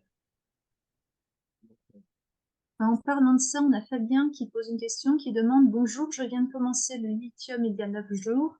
Est-ce encore possible d'intégrer l'étude clinique? Si oui, qui contacter? Merci. Alors, 9 jours, je crois que c'est trop tard, il faut qu'on le sache juste avant. Mais c'est voilà, et en tout cas, pour ceux qui sont intéressés, c'est le centre expert du professeur Bélivier à l'hôpital Lariboisière à Paris. Alors, il y a Cathy qui pose une question très précise. Sur mon IRM de l'encéphale, je trouve une plage de signal élevé en séquence T2 flair en région frontale postérieure gauche, faisant évoquer un patchy de démyélinisation chronique de la substance blanche. Est-ce que cela peut être imputable à mon trouble présent depuis 30 ans? Quelle évolution peut-on prévoir? Merci. Alors bon, c'est dit, je ne peux pas répondre forcément sur un cas spécifique, il faut avoir tout le dossier clinique, etc. Néanmoins, je voudrais dire qu'on observe souvent ça. En fait, ce que vous décrivez, ce qu'elle décrit, c'est en fait donc dans la substance blanche, ce que nous on appelle des hypersignaux de la substance blanche. Et en fait, toute cette recherche sur les autoroutes de la communication dans la substance blanche, elle vient de ces observations-là, qui sont que ces hypersignaux de la substance blanche, ils sont beaucoup plus fréquents chez les sujets qui souffrent de troubles bipolaires. On ne sait pas trop ce qu'ils veulent dire, mais en fait, j'aurais pu le montrer au début, mais effectivement, toute cette recherche part de cette observation que c'est quand même beaucoup plus fréquent. Souvent, on ne sait pas trop ce que ça veut dire, là, je ne sais pas exactement ce que lui a dit le radiologue ou son médecin, mais souvent, on ne sait pas trop quoi en faire quand même de ça, mais ça veut dire qu'il se passe quelque chose du côté de la substance blanche. Alors, est-ce que les conséquences de la bipolarité sur les capacités cognitives sont visibles à l'IRM, nous demande Clio? Alors, il y a différents types de troubles cognitifs dans le trouble bipolaire. Ça peut être au début de la maladie, à cause des traitements, ou quand on est plus âgé. Il n'y a pas forcément une corrélation très très évidente avec tout. Par exemple, l'effet du traitement, on n'arrive pas très très bien à le voir avec la neuroimagerie. On le voit pas bien. Il existe, on le voit dans les tests, on le voit en clinique et tout, mais là on le voit pas bien. Ce qu'on peut voir effectivement, c'est plutôt l'effet de la répétition des épisodes, qui en plus, on sait, va induire un trouble cognitif, mais on voit effectivement que par exemple, toutes les anomalies, par exemple le cortex préfrontal qui devient un peu plus petit ou un peu plus aminci, c'est associé au trouble cognitif, mais c'est associé aussi au nombre d'épisodes. Et ça, on sait que le nombre d'épisodes, surtout les épisodes maniaques, plus on fait d'épisodes maniaques, plus on risque d'avoir des troubles cognitifs.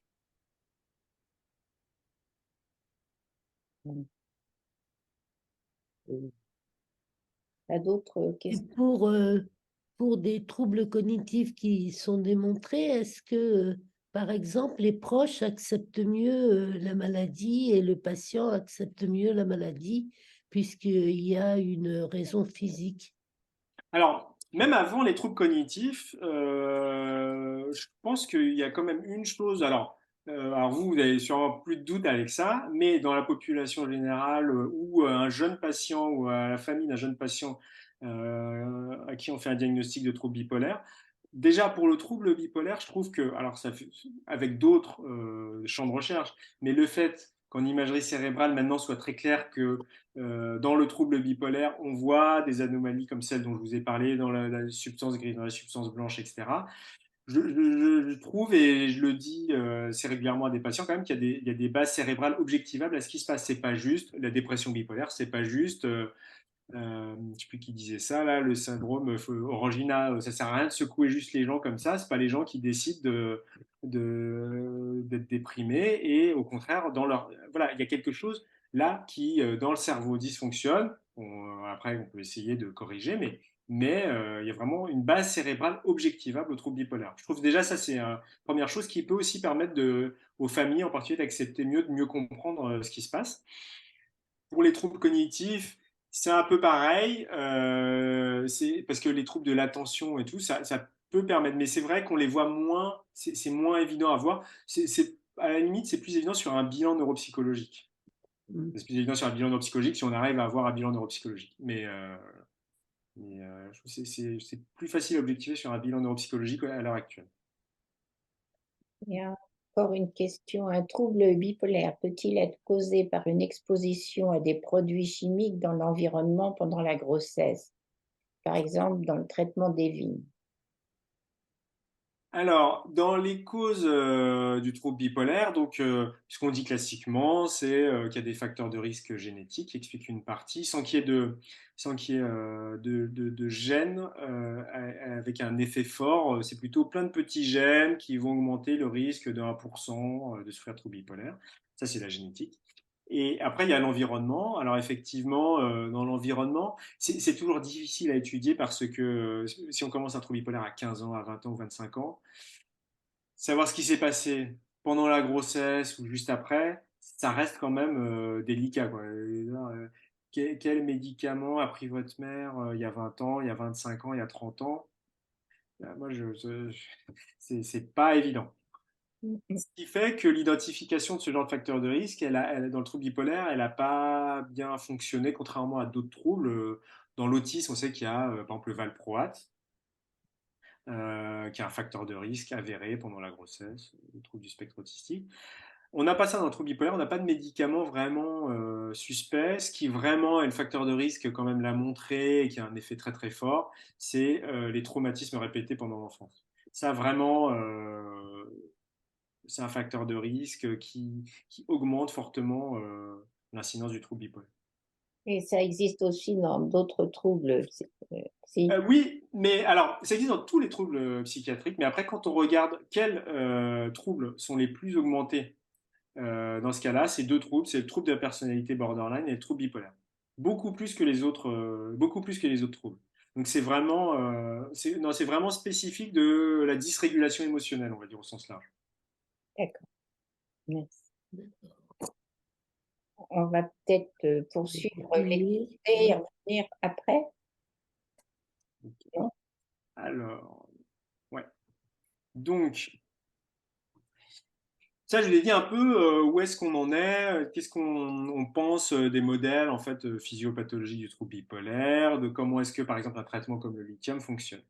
Alors, qu'est-ce qu'on a comme perspective et de potentiels nouveaux traitements? Donc là, c'est des choses qui sont au cours, donc je ne veux pas donner non plus de faux espoirs, mais c'est un peu pour dire voilà, où est-ce qu'on en est, qu'est-ce qu'on espère faire, qu'est-ce qui se fait un peu dans le monde, quels sont les nouveaux traitements que ce qu'on apprend en imagerie cérébrale peut nous permettre d'envisager. D'abord, on essaie. Alors, les premières perspectives, c'est toujours de mieux comprendre, parce que là, je vous ai dit, on essaie de voir le trouble bipolaire, par exemple, chez les sujets euthymiques. Mais là, maintenant, on veut essayer de comprendre, en fait, qu'est-ce qui fait qu'un sujet se retrouve déprimé, maniaque, et qu'est-ce qui fait qu'on rechute. Donc pour ça, on est obligé, nous, on essaye de développer des nouveaux modèles du trouble bipolaire pour mieux comprendre ces différents états d'humeur et après de voir dans le cerveau ce qui se passe. Donc ça, c'est un modèle, bon, en discuter, je rentre pas dans le détail, mais pour essayer de mieux comprendre en fait ce qui se passe dans la dépression, la manie et les états mixtes, où on va pas juste regarder là ce qui est en bas, ce qu'on appelle la valence, c'est-à-dire est-ce qu'on est dans un état négatif ou positif, mais aussi de la manière dont on ressent les émotions. Est-ce qu'on les ressent comme en bas, de façon peu intense ou de façon très intense. Ce qui peut permettre peut-être de recatégoriser un peu certains troubles bipolaires et après d'aller les étudier pardon, dans l'IRM. Donc ce qu'on est en train de faire, ce qu'on a fait là, c'est vraiment de la recherche maintenant, c'est vraiment d'essayer de faire un lien entre les symptômes de dépression, de manie et les circuits cérébraux. Je ne vais pas rentrer dans les détails, mais on arrive à identifier maintenant alors ça vient de la littérature préclinique sur les rongeurs, où ils ont appris des trucs, et nous après on regarde si c'est lié, si ça existe chez les sujets humains, et puis chez les patients qui sont le trouble bipolaire, mais qu'en fait, il semblerait, je vous ai dit tout à l'heure l'amygdale, mais il semblerait que c'est pas les mêmes bouts de l'amygdale, et c'est pas les mêmes réseaux après qui sont impliqués dans les symptômes maniaques et dans les symptômes dépressifs. Et donc ça, c'est les études est en train qu'on commence à faire, qu'on lance là, c'est d'essayer vraiment de comprendre les différents états d'humeur avec la manie et la dépression. Alors la manie, je vous ai dit, on ne peut pas l'étudier dans l'IRM, mais il y a quand même beaucoup de patients qui souffrent, donc je disais, de symptômes résiduels, avec un peu ou d'hypomanie, ou bien qui sont un peu mixtes et qui peuvent quand même passer une IRM. Et donc là, on va les faire passer donc, un neurospin dans une IRM à très haut champ qui permet, donc une IRM un peu particulière, un peu plus puissante, qui permet d'aller voir en fait les sous-bouts de l'amygdale. On arrive à voir des bouts de 1 mm3 fonctionner et dans l'IRM. Donc là, on va leur faire des tâches de nature émotionnelle. Donc, je disais tout à l'heure, dans une IRM, vous voyez, vous êtes allongé, vous devez faire une tâche, c'est quand même très difficile de faire varier votre humeur. On vous fait plutôt faire du traitement des émotions. Donc là, vous voyez, pardon, c'est ce qu'on voit en bas.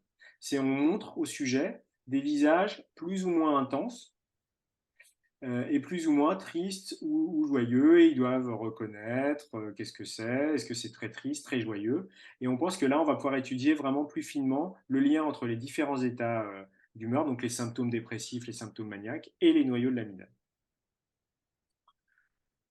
Voilà. Un autre projet, alors peut-être d'autres vous en parlez, je crois qu'il y avait ma collègue Ophélia Godin le mois dernier. Pour pouvoir mieux comprendre comment tous ces symptômes, comment tous ces symptômes sont liés à l'imagerie cérébrale et à l'émergence aussi des épisodes maniaques ou dépressifs, on a, enfin ça c'est le professeur Leboyer qui a obtenu un financement pour construire une nouvelle cohorte de patients, donc c'est ce qui est à gauche, qui va recruter en fait à travers la France 3000 patients alors, pas que de troubles bipolaires, qui souffrent de troubles bipolaires, de schizophrénie, d'autisme ou de dépression résistante, et chez qui on va essayer de collecter des données cliniques, des données génétiques et des données d'imagerie cérébrale pour vraiment faire le lien entre ces symptômes et l'imagerie cérébrale. Parce que ça, c'est encore ce qui manque. Aujourd'hui, on sait ce qui est associé au fait de souffrir de troubles bipolaires, mais pas d'avoir tel ou tel symptôme. Voilà. Alors, après, je disais en termes de traitement. Alors, il y a quand même des choses, en fait. Alors, c'est pas encore complètement arrivé à la clinique, mais c'est en train. Là, pour le coup, ça, c'est en train d'arriver à la clinique.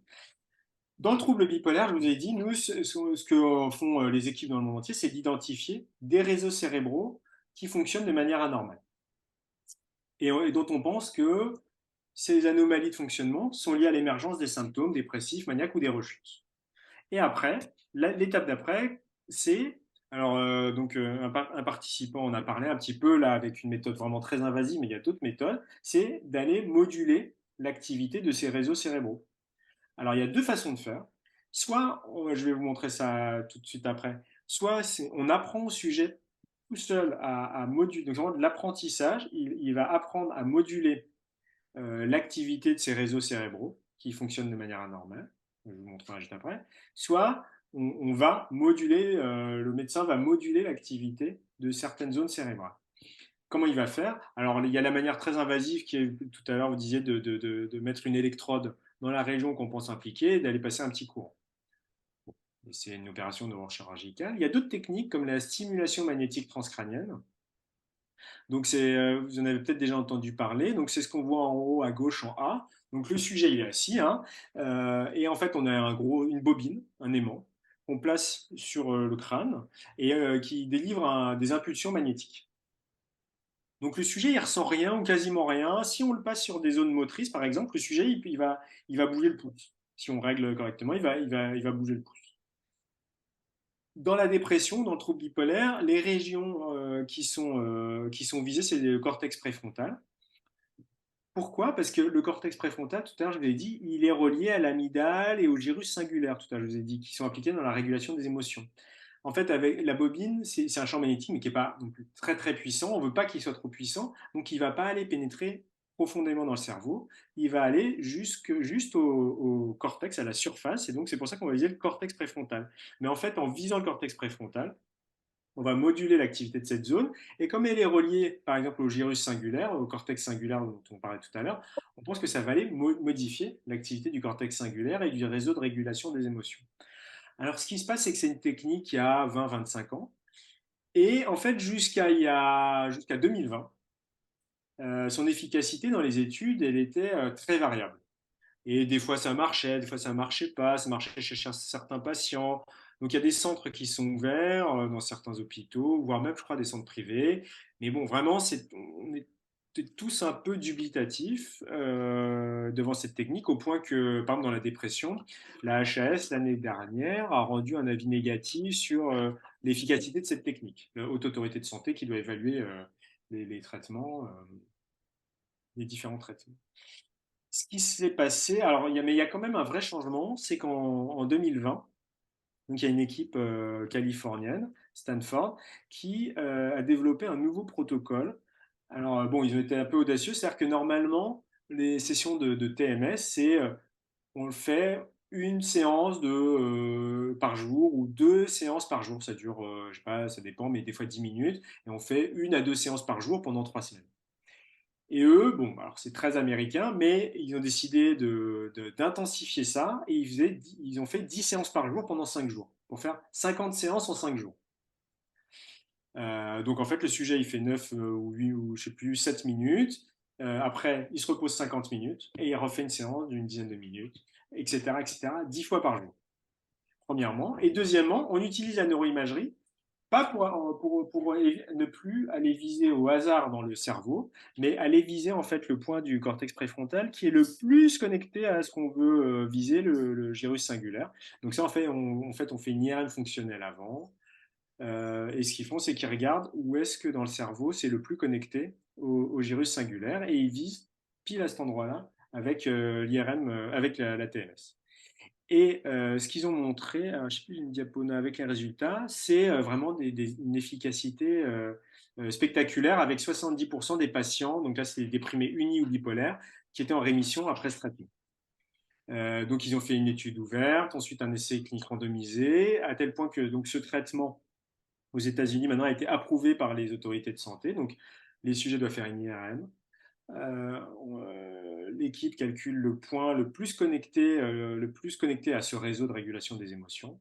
Et après, donc les sujets, ils ont cette TMS intensive pendant 50 séances sur 5 jours.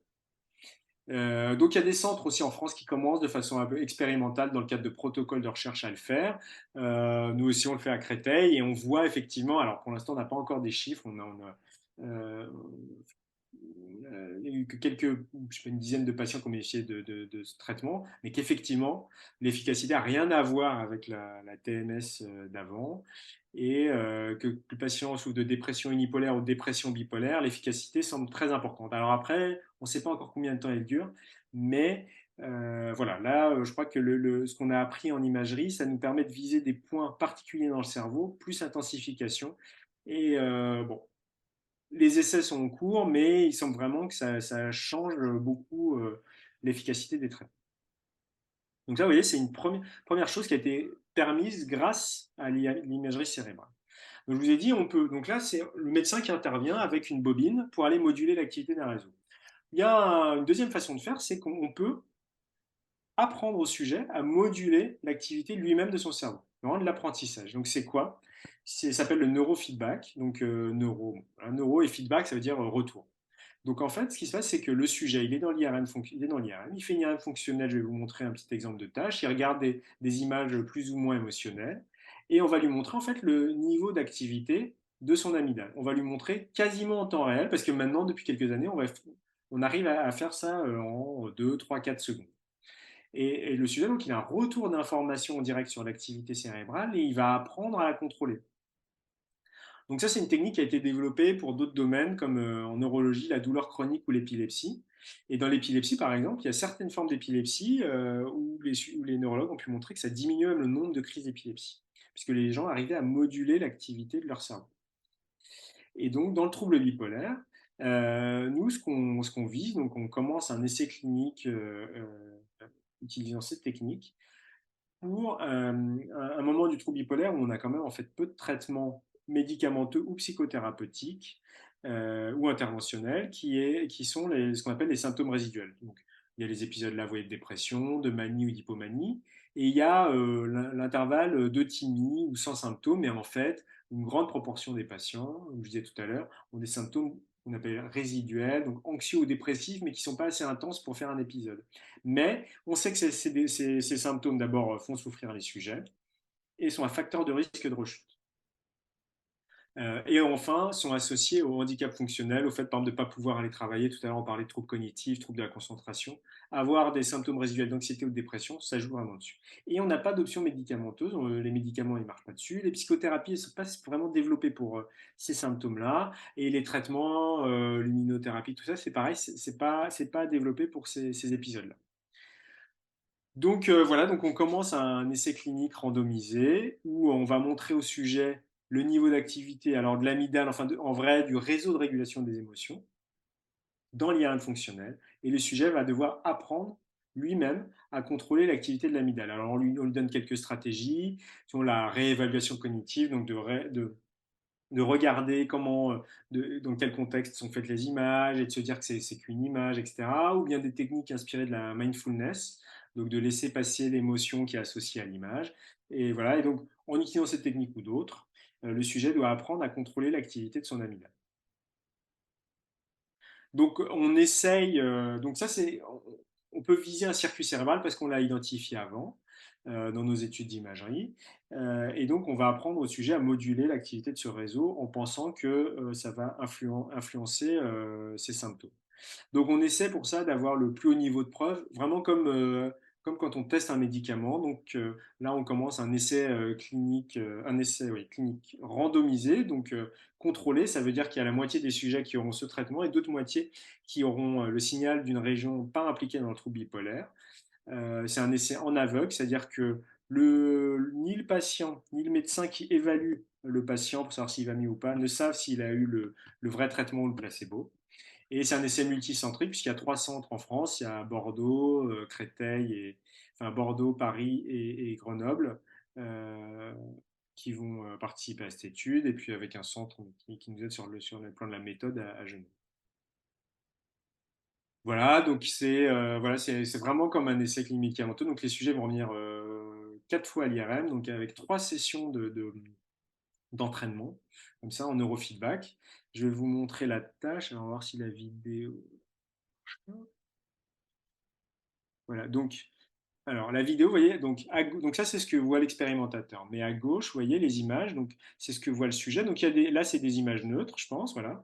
Et là, le sujet, après, il va avoir des images avec un caractère émotionnel, négatif, parce que c'est ce qui marche le mieux. Et voilà, et après, le sujet, il voit, là c'est passé un peu vite, mais en fait, le niveau d'activité dans son amygdale. Donc là, c'était 70 et on va lui demander, pour la fois d'après, de diminuer le niveau d'activité de l'amygdale. D'habitude, ça reste plus longtemps. Là, je vous passe un peu en accéléré.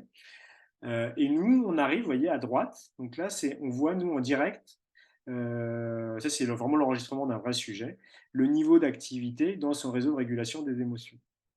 Et donc, on voit, là, c'est des images neutres qui passent, que son réseau il diminue son activité et normalement, quand il y aura des images émotionnelles, ça va monter. Voilà. Et après, il va devoir apprendre à contrôler cette réponse.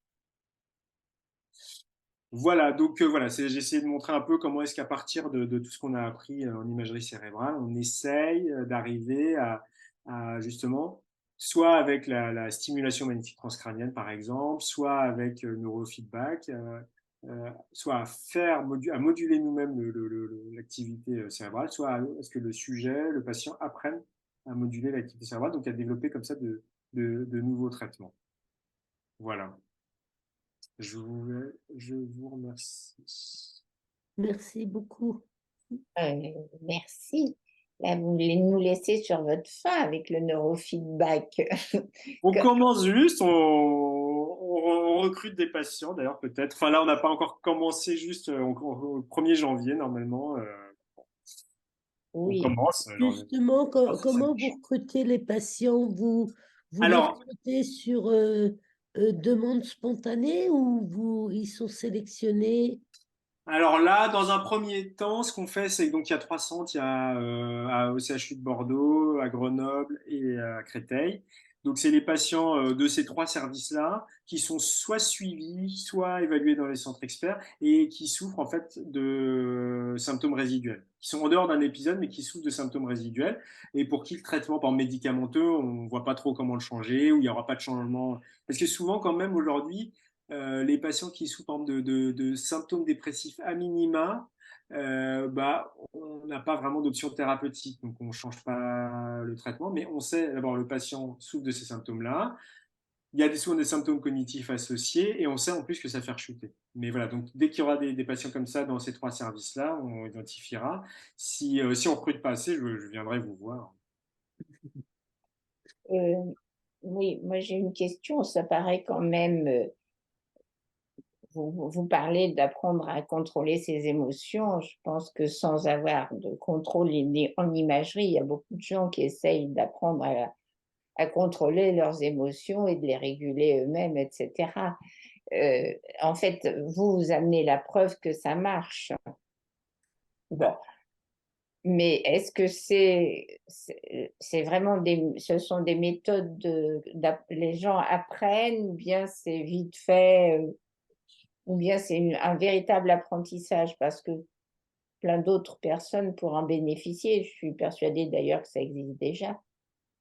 Alors, c'est vraiment dans le même groupe de techniques de traitement. C'est vraiment, vraiment des techniques d'apprentissage. Exactement comme ce que vous dites, d'apprentissage de régulation des émotions. C'est vraiment la même chose, avec un autre médiateur en fait. Là, le médiateur, c'est on vous montre l'activité de votre cerveau. Mais alors après, ça peut être par exemple, dans les thérapies cognitives et comportementales, il y a quand même beaucoup de techniques qui sont similaires. Et c'est les mêmes, on pense, a priori, que c'est les mêmes mécanismes qui vont être en jeu des méthodes d'apprentissage. Oui. Voilà. Donc, c'est ça aussi qu'on essaie d'évaluer, c'est de voir si d'avoir une sorte de retour direct sur l'activité neurale, ça va être plus efficace ou plus motivant. Il y a peut-être certains patients chez qui ça va être plus motivant aussi de faire ça. Mais c'est vraiment, vous avez raison, vraiment quelque chose dont on pense que le mécanisme va être similaire. Et est-ce que l'on voit des réseaux dans le neurofeedback? Est-ce qu'on peut voir des réseaux se refaire, des nouvelles voix ou des voix fonctionner mieux, comme on peut Alors, dans ça, l'apprentissage de ouais. la musique? Alors voilà, alors bon, dans le trou bipolaire, on ne sait pas encore, mais c'est un des objectifs quand même, hein, c'est-à-dire on va faire l'IRM avant et après pour pouvoir répondre à cette question. Mais il y a d'autres domaines, par exemple dans les domaines plus moteurs, par exemple, où ça a déjà été montré. Effectivement, ça permettait. Après, comme vous disiez tout à l'heure, c'est qu'une façon de faire, parce que, par exemple, on peut montrer que si on apprend à quelqu'un à jongler, s'il fait 10 séances de jonglage, ses réseaux moteurs vont être modifiés. On arrive à le voir. D'accord. On a Alors, une question de Salomé. Y a-t-il des impossibilités de faire l'imagerie du fait d'autres comorbidités psy? Alors d'abord, il y a des contre-indications, je n'en ai pas parlé à l'IRM. Donc en fait, l'IRM, on est dans un champ magnétique. Donc si on a dans le corps quelque chose qui est contre-indiqué avec les champs magnétiques, un peu comme vous savez, portique de sécurité, dans les aéroports, choses comme ça, sur les champs magnétiques, il y a une contre-indication. Donc la vraie contre-indication, c'est d'avoir un pacemaker qui contrôle, qui donne des impulsions électriques au cœur, parce que là, on va le dérégler. Donc là, c'est vrai, c'est une vraie contre-indication absolue sur quelques peut-être machines, mais voilà. Et aussi, la deuxième contre-indication, c'est d'avoir un bout de métal dans le corps qui bouge. Alors, c'est pas fréquent, mais par exemple, il y a des gens qui ont reçu, par exemple, les soudeurs, par exemple, ils peuvent pas faire d'IRM cérébral parce que dès qu'ils portent pas leurs lunettes de protection, ils ont des micro-bouts de métal dans l'œil, et ça peut bouger, par exemple. Il y a une autre question de Salomé. Est-ce que ce n'est pas un risque, à force de contrôler systématiquement ses émotions, que quelqu'un craque d'épuisement à cause de cette régulation quasi constante? Bon, après, vous avez peut-être une vision mais c'est vrai bon, il y a aussi beaucoup de gens, enfin beaucoup de patients qui s'épuisent plutôt avec une sorte de trop-plein émotionnel, d'hyperréactivité, etc. Le but, de toute façon, c'est pas non plus d'abraser complètement les émotions. Et d'ailleurs, il y a des traitements ça dépend, mais par exemple, les antiépileptiques, les antipsychotiques, je ne sais pas si vous en pensez, mais certains patients quand même se plaignent de cette abrasion des émotions, du traitement des émotions qui est trop importante. Oui, il y a des personnes, là, des spectateurs qui le faisaient remarquer.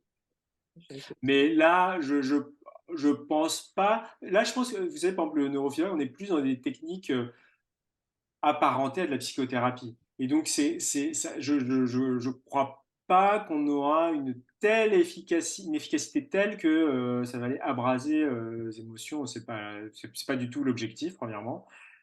C'est juste de pouvoir un peu mieux réguler ça, mais c'est tout, hein.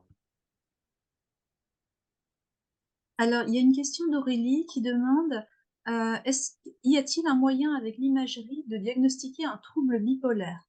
On m'a diagnostiqué 20 à 25 à 30, 20 à 35 ans, je pense trop tard, d'après un centre expert.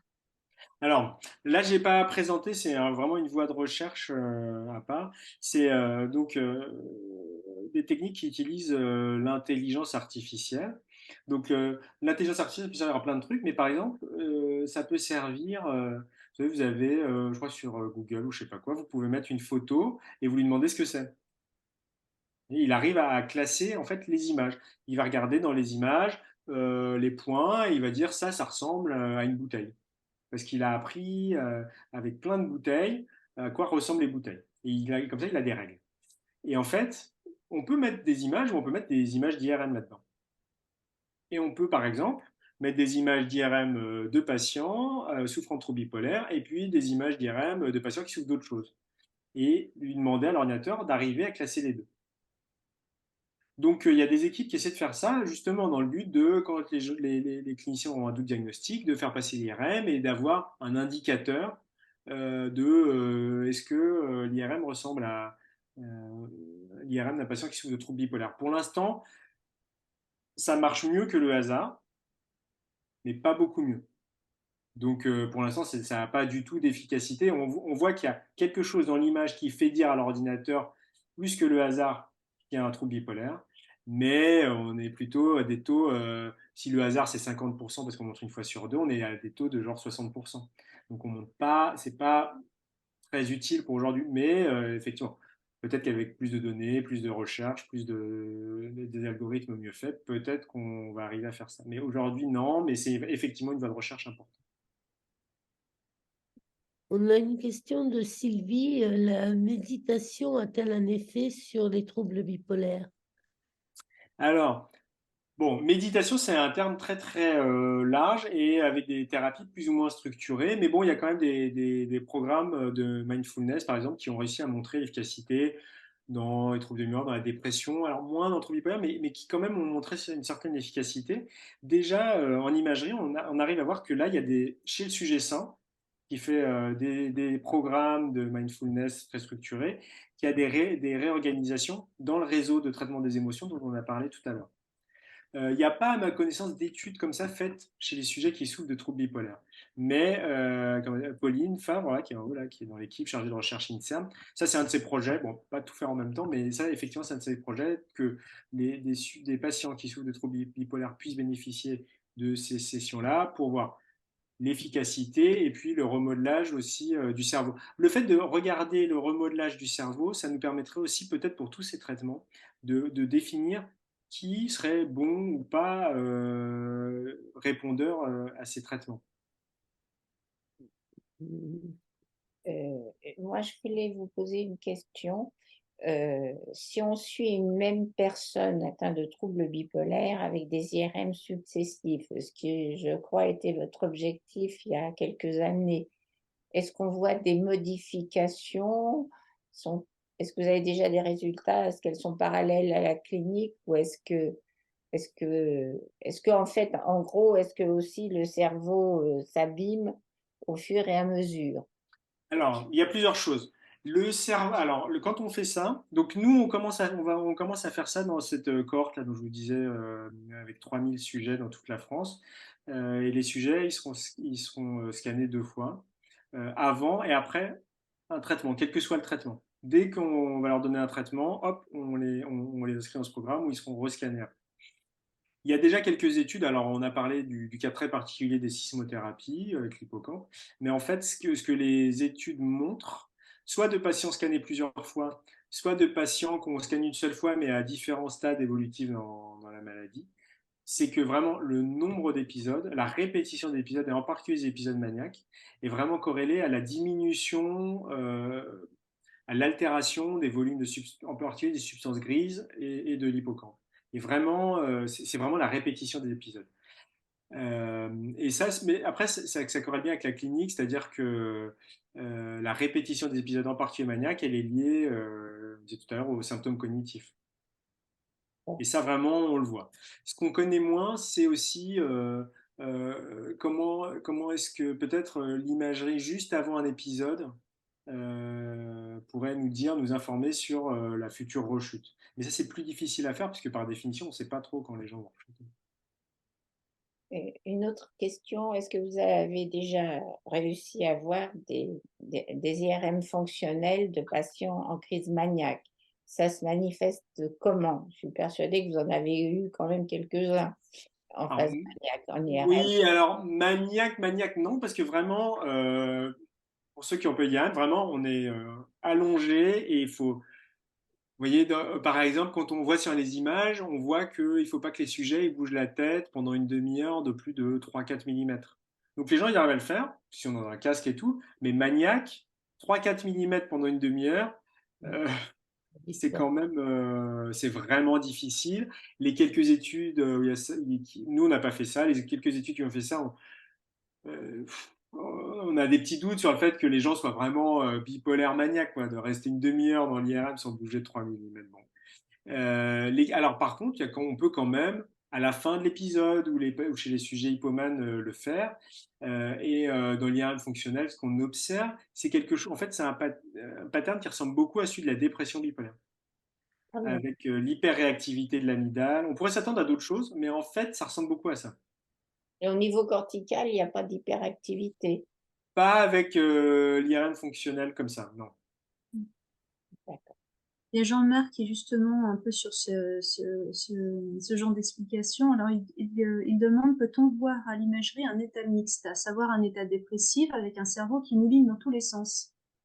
Alors, ça, c'est justement ça, pareil, on ne sait pas trop, parce que je lui dis, les recherches, elles ont pour l'instant beaucoup regardé pour essayer de comprendre, quoi, par étapes, qu'est-ce qui se passe dans le trouble bipolaire. Maintenant, effectivement, c'est qu'est-ce qui se passe dans le trouble bipolaire avec quelques symptômes en plus. Mais on ne pouvait pas le faire avant, parce que si on commençait directement à regarder le trouble bipolaire avec des symptômes, mais vraiment, c'est impossible de faire la part entre ce qui est lié aux symptômes et ce qui est lié au trouble bipolaire. Donc maintenant qu'on comprend mieux ce qu'il y a au trouble bipolaire, là effectivement, l'étude, là, je parlais à l'IRM à cette Tesla, ça va être ça, c'est on va prendre des patients plutôt symptomatiques dans n'importe quel état et surtout effectivement dans un état mixte avec des symptômes et dépressifs et maniaques pour voir comment, je ne sais pas si le cerveau mouline dans tous les sens, mais quelque chose comme ça. Il y a un spectateur anonyme qui demande: des infections durant la grossesse ou touchant le bébé à la naissance peuvent-ils développer des troubles bipolaires, donc atteinte du cerveau? Alors ça, c'est toute une voie de recherche, y compris en imagerie cérébrale. Nous, on a regardé comme ça, si des infections virales dont on sait qu'elles peuvent toucher le cerveau, mais qui sont pas très très graves normalement, la grippe. Donc on sait que le virus, il peut passer dans le cerveau. Cytomégalovirus, c'est des virus vraiment dont on parle très peu, à part pendant la grossesse. Euh, on- c'est des facteurs de risque qui semblent augmenter un petit peu le risque de souffrir de troubles bipolaires, mais de souffrir de toutes les maladies neurologiques ou psychiatriques. C'est plus un facteur qui semble sensibiliser ou fragiliser, d'avoir été exposé à ça pendant la grossesse, fragiliser ou sensibiliser le cerveau après à d'autres événements ou à un terrain génétique. Mais ça augmente le risque, mais très peu. Oui. Alors, pourquoi les traitements actuels sédatent tant, demande un spectateur anonyme, et je rajouterais, est-ce que ça a un impact sur le cerveau ou ça ne fausse pas les données? Alors, je commence par la fin. Est-ce que ça fausse les données? Ah bah après, quand on regarde, par exemple, traitement par traitement, on ne voit pas d'effet très particulier d'un ou d'autres traitements. Bon, mais après, c'est quand même difficile. En plus, souvent les patients prennent plusieurs traitements, donc c'est quand même difficile d'interpréter. Euh, alors pourquoi les traitements sédatent autant? C'est sûr que c'est pour ça qu'on s'intéresse au lithium, parce que le lithium, toute proportion gardée, et ça dépend de chacun, semble justement avoir moins ces effets sédatifs que les antiépileptiques et les antipsychotiques qui ont quand même tous. Après, chacun réagit différemment, mais quand même, c'est des effets secondaires bien connus, bien décrits. Et c'est pour ça qu'on s'intéresse plus au lithium. Ça ne se voit pas trop sur le cerveau, mais c'est presque en négatif. C'est-à-dire que avec les antipsychotiques, les antiépileptiques, on ne voit pas grand-chose. Et avec le lithium, on voit une sorte d'amélioration du fonctionnement et de l'anatomie du cerveau. Et donc, on peut se demander effectivement s'il n'y a quand même pas un lien avec aussi tous ces effets secondaires là. Un autre lien, c'est que à partir de l'âge de 65 ans, dans les études épidémiologiques, c'est montré que les sujets qui ont eu un diagnostic de trouble bipolaire, ils ont une fréquence de démence 2 fois plus importante que la population générale. Et que c'est lié peut-être aussi à la répétition des épisodes, sauf s'ils ont été traités par lithium. Ça protège? Ouais, dans les études épidémiologiques, ça protège les patients qui souffrent de troubles bipolaires, les autres je ne sais pas, mais ça protège les patients qui souffrent de troubles bipolaires de la démence. Ouais. C'est pas un vaccin, ça marche pas non plus à 100%, mais voilà. Donc en fait, peut-être que ce qu'on voit en imagerie, c'est l'effet positif du lithium, et en contraste, on voit rien avec les autres. Mhm. Mais Alors, effectivement, du point de vue effet secondaire, on a quand même 2 catégories très différentes. il y a Judith, justement, qui met un bémol. On ne parle pas assez des effets secondaires du lithium. J'ai pris du lithium, j'ai été stabilisée pendant 12 ans.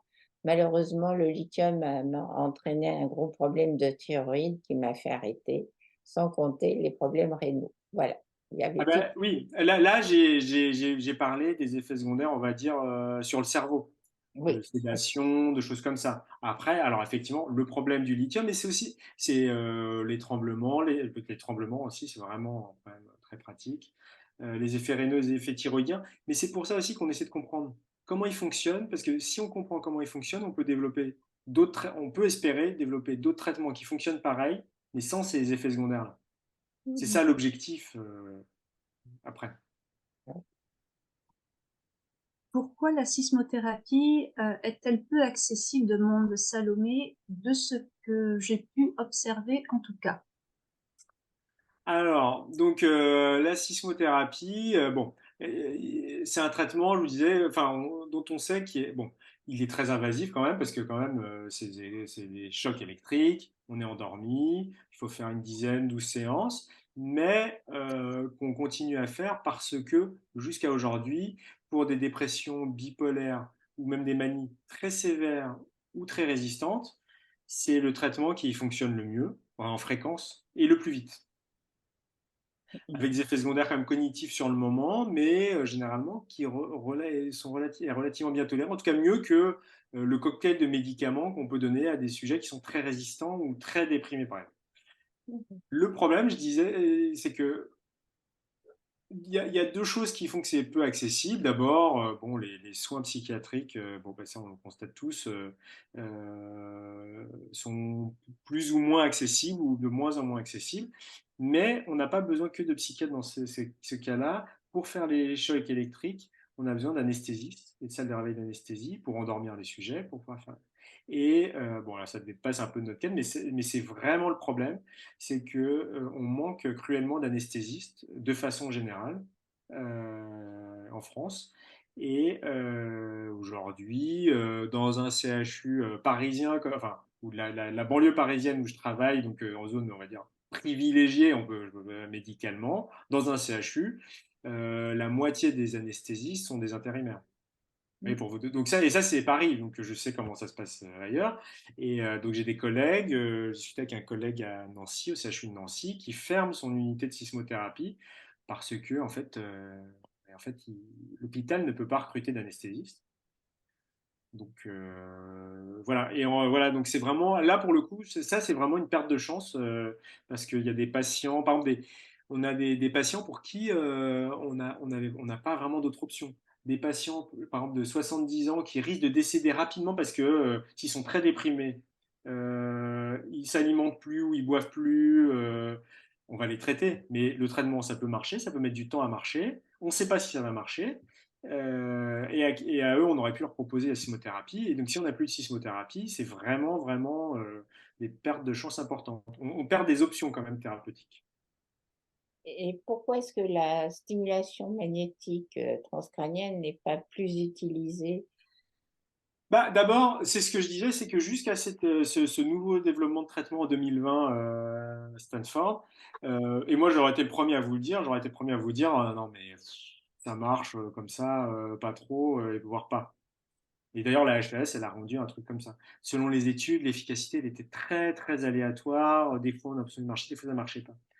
Et là, alors, il y a ce nouveau traitement mais qui est approuvé aux États-Unis, pas encore en France ou en Europe, donc que dans le cadre d'essais cliniques. C'est quand même tellement très récent. La toute première étude, c'était même pas sans placebo, rien du tout en 2020. La première étude avec un contrôle à placebo, c'est 2022. Mais malgré tout, l'efficacité, elle a l'air telle que beaucoup de centres se développent en France quand même, dans les hôpitaux. Il y a quand même beaucoup donc dans le cadre de protocoles de recherche, mais vraiment, ça se développe vite. Que je pense que si on revient dans 4 ans, il y aura beaucoup de.